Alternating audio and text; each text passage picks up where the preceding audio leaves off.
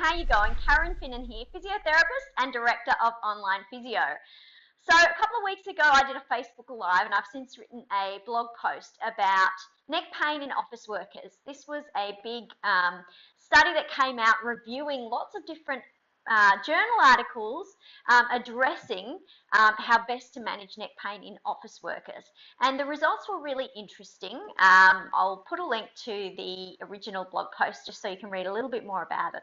But the summary result that it came up with was the fact that one thing we do know is that the stronger you are in your upper body, the more it's going to decrease any neck pain that you may have while you use your computer, but also it can help to prevent you developing neck pain down the track. Now, a lot of this research was done on people in an office working on a desktop, but it is equally as relevant for people working on a laptop. All I want to do to you today is just show you how you don't need much space or much equipment to do a little bit of strength work for your upper body. So I've just cleared a little bit of space. I've got a couple of weights here at the moment. Now, I've used a lower weight than I normally would just to show you the demonstration today. These are a couple of kilos plates each. But of course, if you're somewhere without weights, then groceries in 2 shopping bags can work just as fine, okay? So a few tins of beans or bags of rice, and you've suddenly got the weights that you need to work out. And I've also got a resistance band here, which is very portable, which I'll show you how to use as well. But all I wanted to give you today was 4 different exercises that will cover your bases in strengthening your upper body and neck to prevent neck pain for you. It is crucial that you do these regularly to keep you nice and robust and strong so that your neck doesn't break down with you sitting at your computer a lot. Okay, so the first exercise is a lateral raise. Okay, and that is simply keeping your elbows above your hands. There's a little bend in my elbows and keeping your shoulders down. You don't want to be hitching them up while you're doing it. You want to keep those shoulders down. Okay, how heavy should the weight be and how many should you do? Well, perhaps when you're starting out, if you haven't done any weights work for a while, you want a weight that you can lift about 10 times before you fatigue and have had enough. But you do want to build that up to a weight that you can only lift perhaps 6 or 8 times before you feel that it's very heavy, ideally 6. So overall, to work to a heavier weight that you can lift less times means you're going to be stronger. All right, so that's your lateral raise.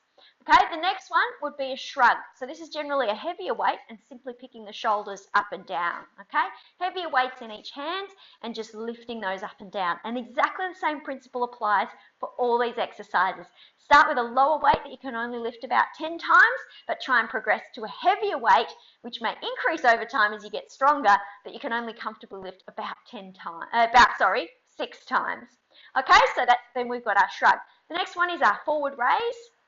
Okay, so you're lifting the arm straight up in front. Okay, there's generally just the slightest bend in the elbow, and again, we don't want to be hitching the shoulder up when we do it. We want to keep those shoulders down and just lift the arm up. So if the weight is so heavy that you're having to lean over or hitch the shoulder up, decrease it to the point where you can maintain a nice neutral body position without tipping your body over. Okay, and the final exercise is a shoulder press straight up overhead. Okay, like so. And again, you don't want to be swaying your back or lifting it out in front of you. You're just heading straight up overhead with a nice tight tummy. So again, lifting those weights to start with, higher repetitions with a lower weight and progressing to a higher weight that you can't lift as many times. Okay, that's with free weights. Obviously, you'd use something heavier that I'm using here, and you can use, as I said, groceries in shopping bags. The other thing that you can use is a resistance band. These are readily available online or even in chemists, that sort of thing. And generally the colouring goes like this. Yellow is a very light resistance. Red is quite a light resistance. Green is more moderate resistance. Blue is a heavier resistance. And black that we've got here is the very heaviest resistance. So if you're just a good, fit, strong, healthy person, you're probably looking at blue or black. Now, to do those exercises again, I can hook it under my foot and around my hands. So now we're doing that lateral raise. You can see that's exactly the same thing, but I'm just using the resistance of the band. I might need to shorten that up a little bit to now do my shoulder shrugs. Okay, up and down like so. I'm going to back it off again a little bit to do my forward raise.